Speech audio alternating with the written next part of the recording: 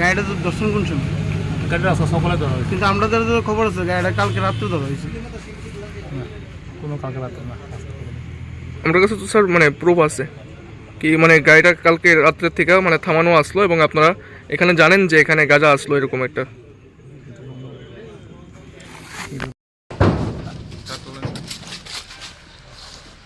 Sir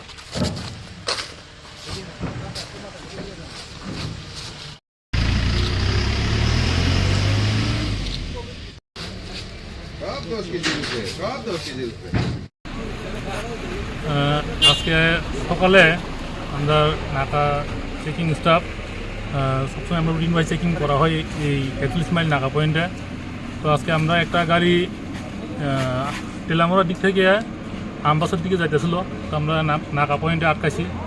আটকানোর পরে ড্রাইভারের কাছে কাগজপত্র দেখছি, গাড়ি চেক করার পরে গাড়িটা আমরা একটা সিক্রেট চেম্বার পাওয়া গেছে, যেটা গাড়ির পিছন বডি সাইডটা পুরাটা আলাদা একটা লোহার সিট দিয়ে পুরা বক্স বানান না। তো এরপরে আমরা ড্রাইভারের জিজ্ঞাসা করার পরে ড্রাইভার এই বিষয়ে কোনো সতর্ক দিতে পারে নাই। সঙ্গে সঙ্গে আমরা চেক করছি, কইরা দেখছি কিনা গাঁজা প্যাকেট পাওয়া গেছে। এরপর আমরা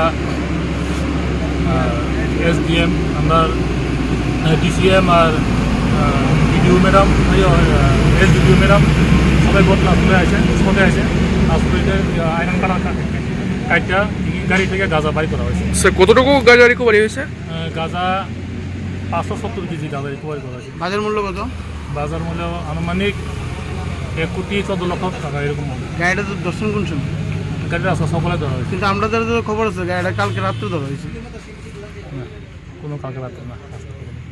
আমার কাছে তো স্যার মানে প্রুফ আছে কি মানে গাড়িটা কালকে রাত্রের থেকে মানে থামানো আসলো এবং আপনারা এখানে জানেন যে এখানে গাঁজা আসলো এরকম একটা।